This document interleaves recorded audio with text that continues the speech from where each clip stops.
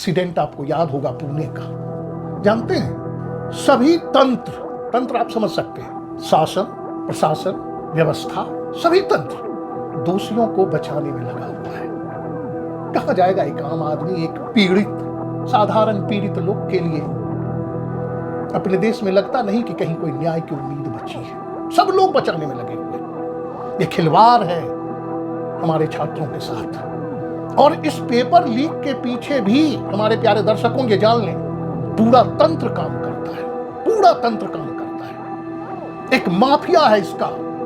बिहार में शायद ही ऐसी कोई परीक्षा हो, कॉम्पिटिटिव एग्जाम, शायद ही कोई ऐसी परीक्षा हो जिसके पेपर्स लीक नहीं होते। लेकिन रिटायर होने के 26 साल के बाद पंजाब और हरियाणा हाईकोर्ट का फैसला आया, श्रीनिवास जी को पेंशन दिया गया।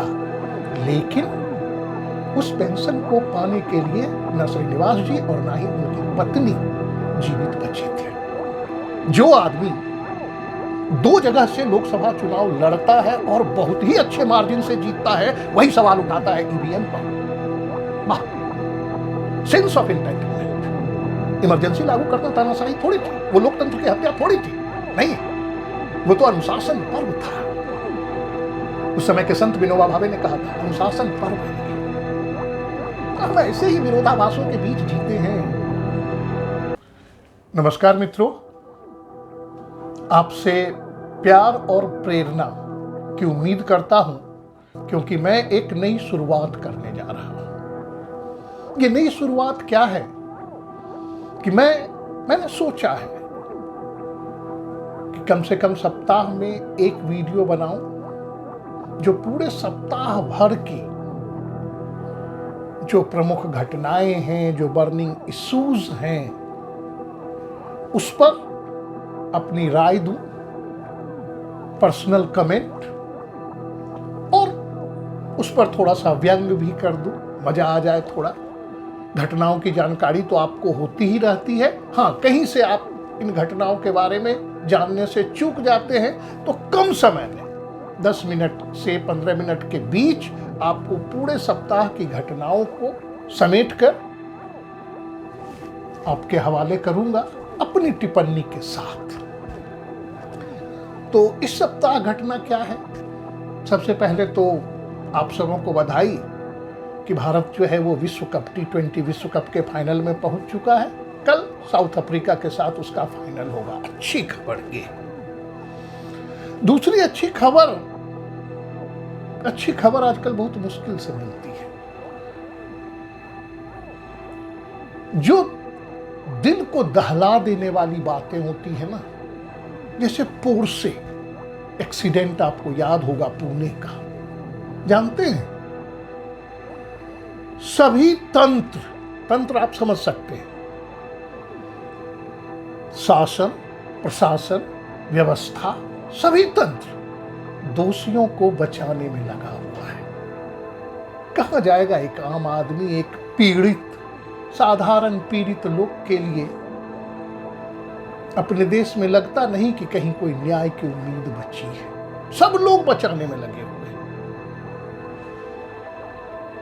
वो कहते हैं ना, मैं एक पंक्ति पढ़ना चाहता हूं, जैसे कि कहते हैं कि सबय सहायक सबल के कोई न निबल सहाय, सबय सहायक सबल के कोई न निबल सहाय, पवन जलावत आग को दीप ही देत बुझाए। यही हवा है। आग है, भयंकर है, इसको और बढ़ा देगा, लेकिन छोटा सा दीपक बुझा देता है। तो हम साधारण लोग, जिसको कॉमन पीपल बोलते हैं, एक बड़े आदमी, भारत के बड़े आदमी कहा था ना, मैंगो पीपल, तो वही हम लोग मैंगो पीपल हैं, दीप के समान हैं। शासन, प्रशासन, ये सब हमें बुझाता ही रहेगा। और पोर्से, जिसने जघन्य काम किया, अपराध किया, उसको बचाने में लगा हुआ है। दूसरी ऐसी ही दुखदाई घटना है नीट एग्जाम का पेपर लीक होना या उसमें गड़बड़ी। नीट के साथ साथ तो और 2-3 परीक्षाएं रद्द हो गई। ये बहुत बड़ी बहुत बड़ी बेचारगी है सरकारों की, केंद्र सरकार की और राज्य सरकारों की। ये खिलवाड़ है हमारे छात्रों के साथ। और इस पेपर लीक के पीछे भी हमारे प्यारे दर्शकों ये जान लें, पूरा तंत्र काम करता है, पूरा तंत्र काम करता है। एक माफिया है इसका। और मैंने इन चीजों को निकट से महसूस किया है। पटना एपिसेंटर है इन चीजों का, और वहीं से जाल पूरा फैला हुआ है, चाहे देवघर हो या कहीं और बिहार के बाहर। उत्तर प्रदेश में परीक्षा होती है, उसमें भी पेपर लीक करने वाला बिहार का पकड़ा जाता है। तो मैंने कहा जैसे कि इसके पीछे पूरा माफिया है, सिर्फ कानून बनाने से काम नहीं चलेगा। और छात्र, उनके अभिभावक उनके झांसे में आते रहते हैं। इतना रुपया दीजिए, आपको पेपर पहले मिल जाएगा। ऐसा होता है।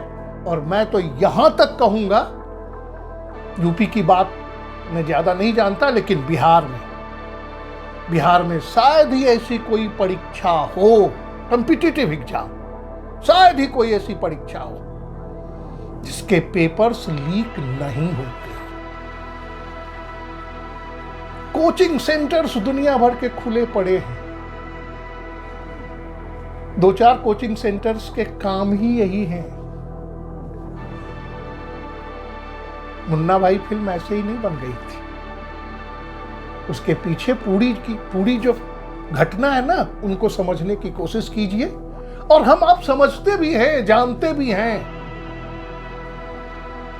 सरकार भी जानती हो, पता नहीं, लेकिन ये बहुत बड़ी घटना है। और इसी घटना को लेकर केंद्र सरकार, मोदी जी की सरकार, वो परेशानी में पड़ेगी। अभी जब मैं वीडियो बना रहा हूं, टीवी में देख नहीं रहा हूं, संसद में हंगामा हो रहा होगा। नीट नीट नीट नीट चिल्ला रहे हैं। बहुत फिक्र है ना, सीट कुछ ज्यादा पा गए हमारे विरोधी नेता, तो इनको बहुत चिंता हो गई है संविधान की, छात्रों की, किसानों की। हाँ, संविधान भी क्या बताऊं, लोग एक लाल जैसी किताब लेके घूम रहे हैं भाई। संविधान को लेके क्या मजाक बना रहे हैं। और हमारे दर्शक भी जानते हैं कि इस संविधान का गलत प्रयोग और इस संविधान को तोड़ने मरोड़ने के पीछे किसका सबसे ज्यादा हाथ है। कौन सी सरकार ने सबसे ज्यादा संविधान के साथ खिलवाड़ किया है। भाई, संविधान की प्रस्तावना में एक शब्द आपने ऊपर से जोड़ दिया जो पहले नहीं था। तो ये चीजें आपके साथ साझा करूंगा। एक सप्ताह में संभव नहीं हुआ तो 15 दिन में तो निश्चित रूप से, वीकली या फोर्टनाइटली। और अब खबरें होंगी भी, क्योंकि हमारे आपके पैसे से जो संसद चलता है ना, 1 मिनट का खर्च लाखों करोड़ों में होता है। वो संसद अब नहीं चलने वाली। रोज हंगामा होगा, रोज हंगामा होगा। मर्यादा और नैतिकता आज की राजनीति में और आज के राजनीतिज्ञों के लिए अप्रासंगिक है। इसकी तो उम्मीद ही मत कीजिए। जिस प्रदेश में मैं रह रहा हूं, उस प्रदेश के राज्यपाल का जीना ही मुश्किल हो रहा है। उन्हीं पर सवाल उठ रहे हैं, उन्हीं के चरित्र पर सवाल उठाए जा रहे हैं। क्या होगा राजनीति का, कोई उम्मीद नहीं है। हाँ, हल्ला करेंगे, हंगामा करेंगे, ये उनका अधिकार है। लेकिन भैया, संविधान वगैरह को तो बख्श दो। ये सब शब्द आपके मुंह से शोभा नहीं देता। और मैं तो दावा करता हूं, सभी दलों के सांसद को बिठा दिया जाए और बोले कि भाई इंग्लिश में कॉन्स्टिट्यूशन लिख के दिखाओ, लिख के दिखाओ स्पेलिंग कॉन्स्टिट्यूशन का। कितने लोग लिख पाते हैं सही सही? हिंदी में भी संविधान लिखवा लो ना भाई। अभी तो केंद्र सरकार की मंत्री गई थी कहीं, पढ़ा है आपने? बेटी बचाओ बेटी पढ़ाओ, ये 4 शब्द नहीं लिख पाई ब्लैक बोर्ड पर। मंत्री है केंद्र सरकार में। तो ऐसे ऐसे राजनीतिज्ञों से आप उम्मीद करेंगे नहीं भाई। और एक घटना सुनिए न्यायिक प्रक्रिया की।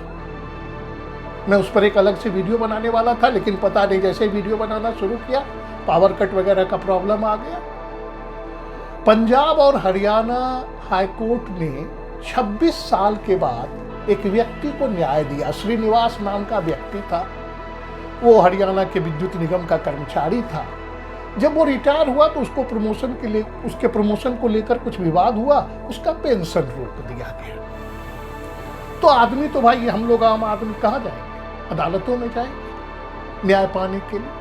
श्रीनिवास जी भी न्यायालय गए और 26 साल के बाद पेंशन का मामला है। एक आदमी रिटायर कर जाता है, पेंशन का मामला है। कितने साल पेंशन पाएंगे भाई?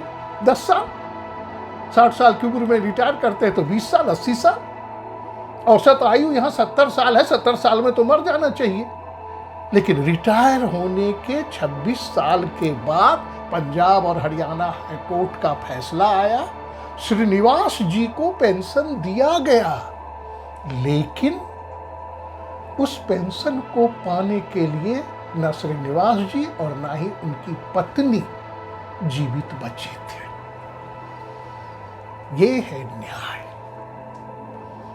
हमारे अपने महान देश का। अब तो वकील लोग भी आ रहे हैं।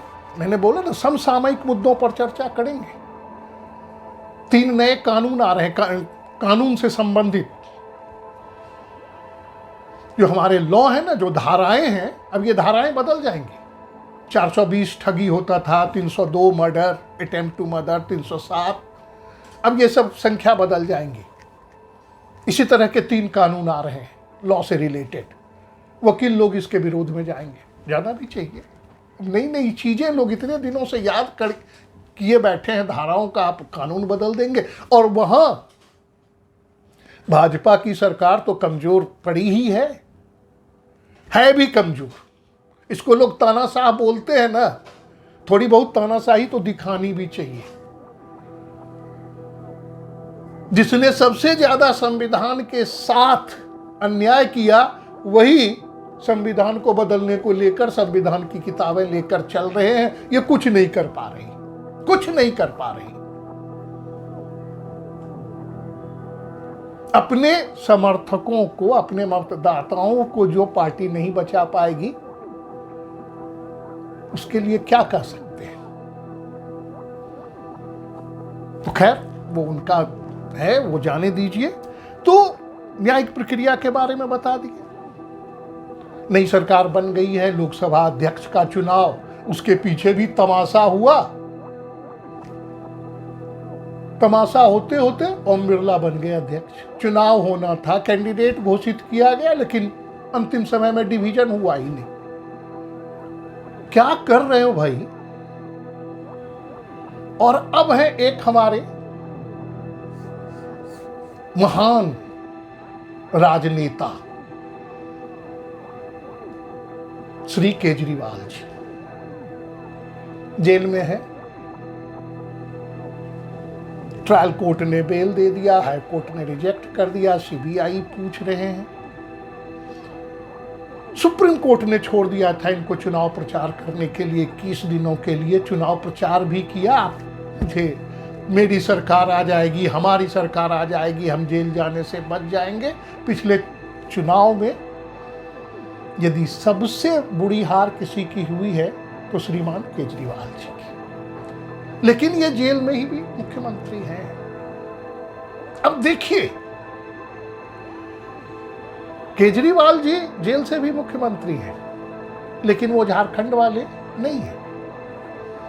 बिहार के लालू जी ने अपनी पत्नी को बना दिया था, जेल जाने से पहले ही उन्होंने इस्तीफा दिया था। केजरीवाल नहीं देंगे। तो अब ये पॉलिटिक्स में ना दो चीजें, वैसे एक चीज मैं बता दूं, ईगो होता है एक, अहं, ये बहुत बड़ी चीज, बहुत बुरी चीज है, व्यक्ति के लिए भी, परिवार के लिए भी, समाज के लिए भी। सरकार और पार्टी की तो बात ही छोड़ दीजिए। लेकिन अब ईगो से ज्यादा आजकल एक और चीज हो गई, सेंस ऑफ इंटाइटलमेंट। ये सेंस ऑफ इंटाइटलमेंट क्या है? मैं जो हूं सो कोई नहीं। अरे नेहरू के खानदान के, गांधी के सरनेम का, उसके सामने ये मोदी फोदी क्या है? Sense of entitlement. जो आदमी दो जगह से लोकसभा चुनाव लड़ता है और बहुत ही अच्छे मार्जिन से जीतता है, वही सवाल उठाता है ईवीएम पर। वाह, सेंस ऑफ एंटाइटलमेंट। आप तानाशाह, इमरजेंसी लागू करना तानाशाही थोड़ी थी, वो लोकतंत्र की हत्या थोड़ी थी, नहीं, वो तो अनुशासन पर्व था। उस समय के संत विनोबा भावे ने कहा था, अनुशासन पर्व है। तो हम ऐसे ही विरोधाभासों के बीच जीते हैं भाई। और अंत में जाते जाते दो बातें, जब कंटेम्पररी इशूज पर चर्चा हो रही है तो मैं जरूर कहूंगा। पहली बात, एक पुस्तक, काफी चर्चा में ये पुस्तक है, मैंने अभी पढ़ी नहीं है, डार्क हॉर्स। ये नीलोत्पल मृणाल की पुस्तक है, मैं अभी ही बोल दे रहा हूं ऑर्डर करने के लिए। ऑनलाइन ऑर्डर करो भाई, मंगाओ। डार्क हॉर्स, 3-4 लोगों से इसकी चर्चा सुन चुका हूं। अच्छी किताब है, उपन्यास है ये। और ये उपन्यास है उन कैंडिडेट्स पर, एस्पिरेंट्स जिसको बोलते हैं ना, जो सिविल सर्विसेज की तैयारी करते हैं, उन्हीं की परेशानियों को लेकर, और उसमें जो भी चीजें हैं मैंने पढ़ी नहीं। और दूसरी फिल्म, कल ही शायद रिलीज हुई है फिल्म, कल की,